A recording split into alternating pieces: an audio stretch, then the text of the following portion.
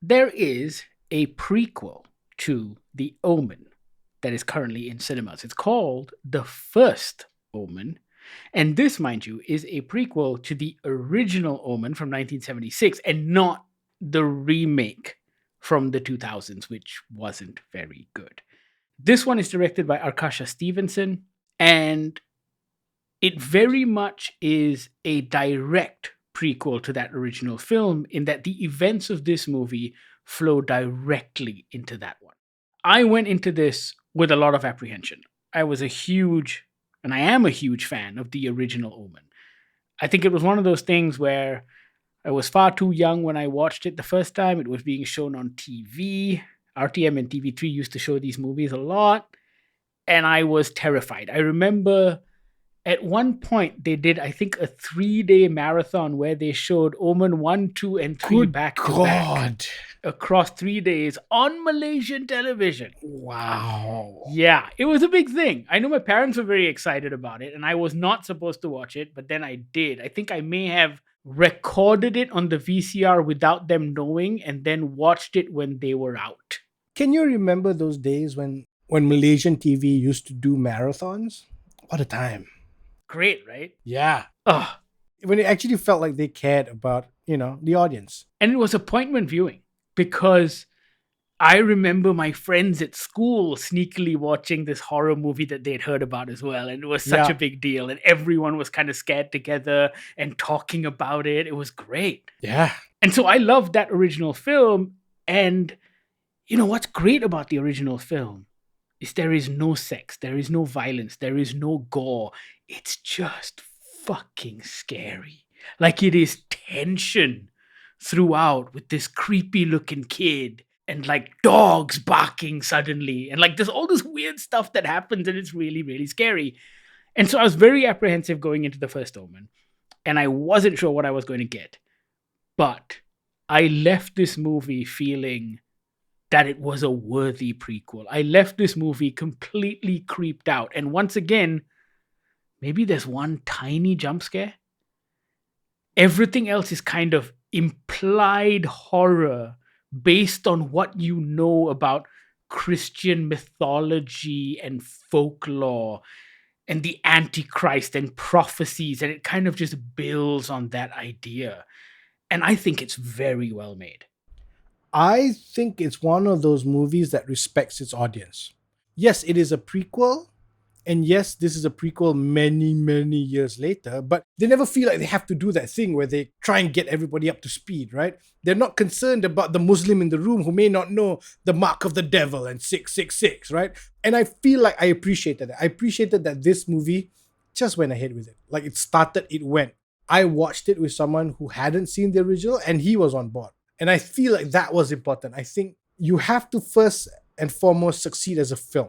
And I think this succeeds as a film, and then it also succeeds as a prequel to a very good film. Yes. Never at any point am I sitting there going, why am I watching this? Why did this need to happen? Also, coming off the back of so many mediocre nun movies. Oh, yeah. Like, it is a trope, right? Because people think it's an easy scare. So you make a nun movie. The nunjuring aside, there's the convent la, the devil's la.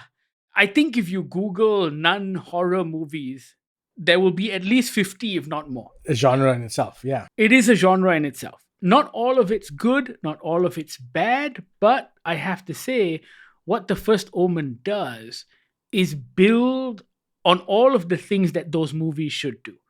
The creepy convent, the orphans who may not be who they seem, that one sister in the corner who's a little odd and you have no idea whether she's a good one or a bad one. I mean, like, all of these elements are there. The mother superior who might be part of the conspiracy. Like, Yeah. all of this stuff is happening. And what's great is, as I was watching this, I wasn't sure who to trust in this place where everyone is supposed to be holy and good.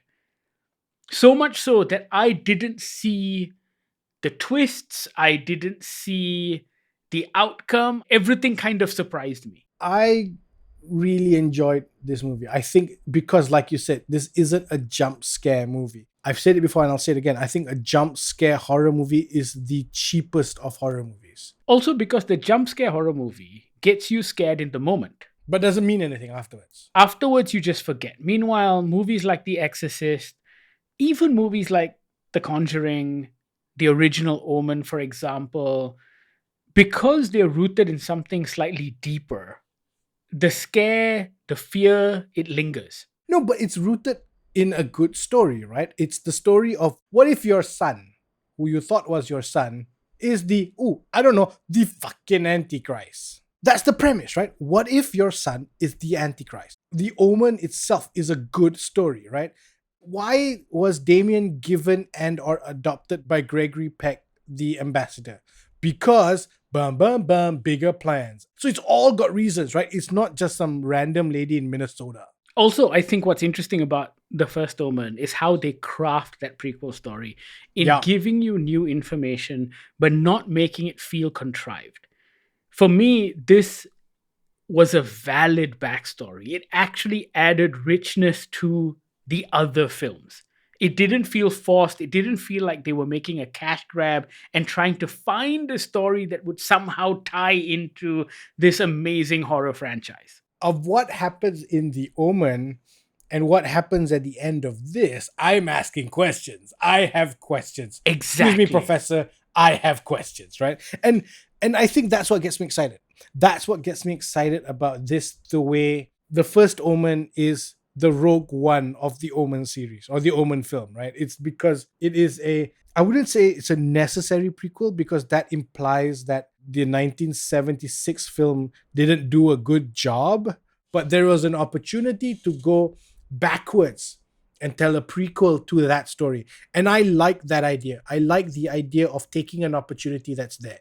For me, the Rogue One comparison is apt because when they announced Rogue One, we were like, we don't need this. Yeah.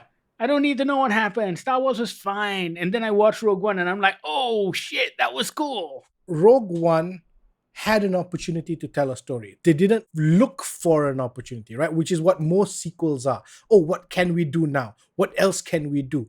Where else can we go with these characters that we love? Whereas a prequel is, hang on, the characters are not important. The story is what's important. Let's build out the opportunity from the story. We're not going to spoil the movie. There is a lot in this movie to spoil. Trying very hard not to spoil the movie. Go into this completely blind. Like in this review, we are just telling you how we feel. We're not talking about the plot at all. But I will say this. There is an epilogue to this movie, which I think is one of the smartest ways I've seen a prequel end, in that it comes up with a clever narrative to maybe make a sequel to The First Omen. So you can tell more stories from this point on and not disrupt the canon of the original 3 movies. Oh, when I saw that happen on screen, I was like, oh, that is smart because that makes me want more. At that point, I was like, wow, that's nice. Because not only did you craft a story that was valid, that was good, that kept all of the beats of the original, that didn't actually affect the canon, you managed to find a way to build on it and potentially spin it off into something else. That is such a rarity when doing sequels or prequels. Can I also say the other thing that I found just fantastic was the way they shot it. It is shot exactly like a movie from the 1970s, right? It doesn't feel like a movie that's shot in 2024 that's supposed to be a prequel to a movie in 1976. No. Even the aspect ratio. The aspect ratio is weird. It's got the kind of shitty graphic overlay of the movie titles, right? The camera is juddery, like when they're panning across the Rome skyline. It just looks a little like awkward. I just love that, man. Like it felt like a movie from 76. And I thought it didn't feel like a gimmick. It felt like it was important for that story. The soft focus. Like even the way they shot the disco sequence, you're like, oh, this feels like how they would shoot a disco sequence in the 70s. Yeah, absolutely. Yeah. Like nothing in that movie felt like 2024, and I appreciated that. It is a very accomplished film. And I have to say one other thing. Arkasha Stevenson is the director, and there is something different about the way a female director shoots a horror movie. I think if a male director did this, where the point of view was entirely on Nell Tiger Free and her character Margaret, I think it would have been shot differently. And the way Arkasha Stevenson frames her, I don't know how to describe it. It feels different. If you Google horror movies by female directors, there aren't very many. There aren't very many mainstream horror films. But at the same time, even if you look at Jennifer's Body by Diablo Cody, it is shot in a very different way. And I'm not just talking about female gaze.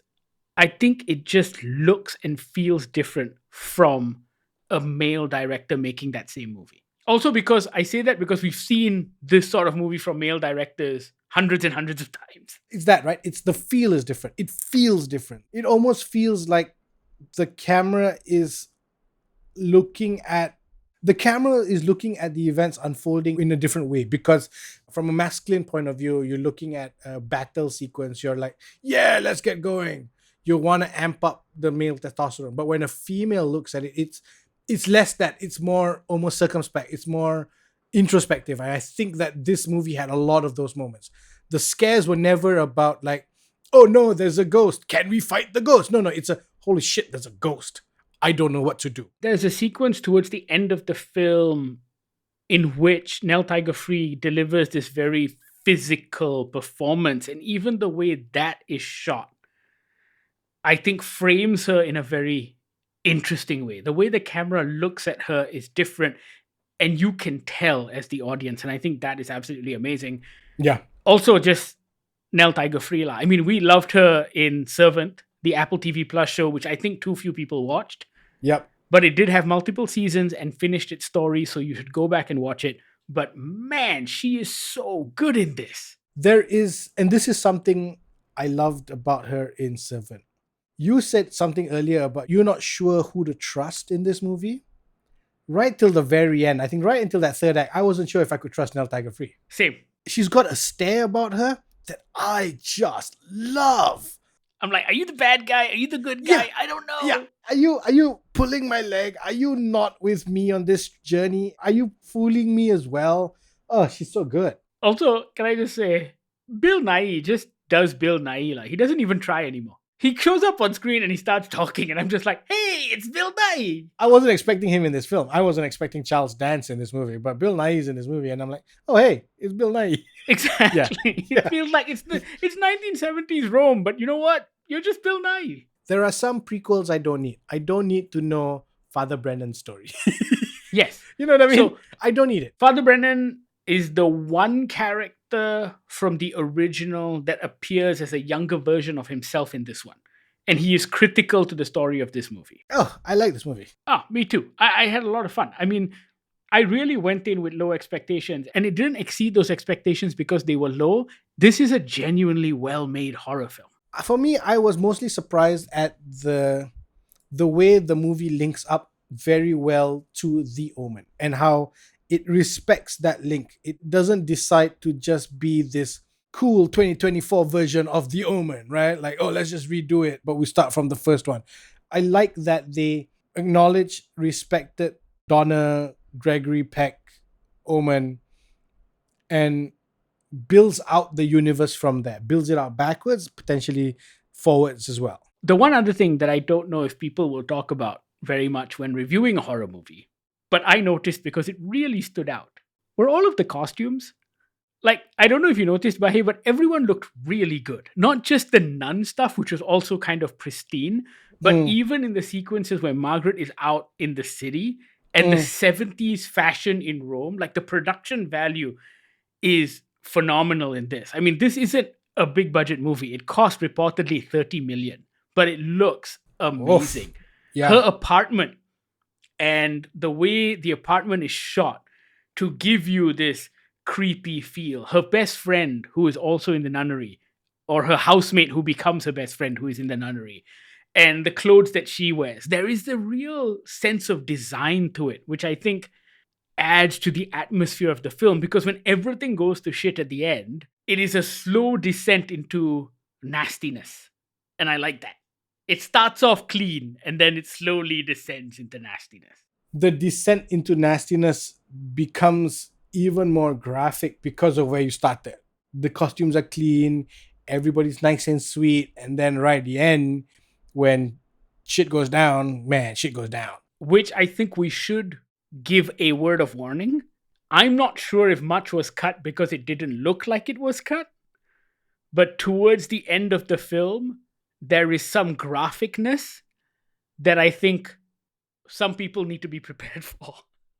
I know when I was watching it, I flinched. There is graphicness, but It's not gore. the problem is it is not a demon getting his head cut off. No. What happens there is completely natural and real, and I feel like I appreciated LPF for not being the dumbasses here. I will say they were being dumbasses when they blurred out certain bits in the middle of the film. Sorry, that was hilarious. It was just etchings on the floor. It was drawings. It's not even etchings, dude. Someone drew with a pencil that they blurred out some, I guess, cartoon nudity or whatever. But anyway, you're right. I don't want to say what it is, but be prepared. There is some graphicness at the end. It's good, and it adds to the impact of the movie. It will makes make you it flinch. super creepy. Yeah. It's so good. Go watch The First Omen in cinemas. You will not be disappointed. I know we've had our fair share of crappy horror movies featuring nuns, but this is not one of them. Check it out. The First Omen is now showing in cinemas. Reach out. Let us know what you think once you've seen it. Goggler MY, all of our social media accounts. You can also email us on podcast@goggler.my or send us a WhatsApp on the Goggler hotline 012-524-5208. Thank you so much for listening. This is the Goggler Podcast.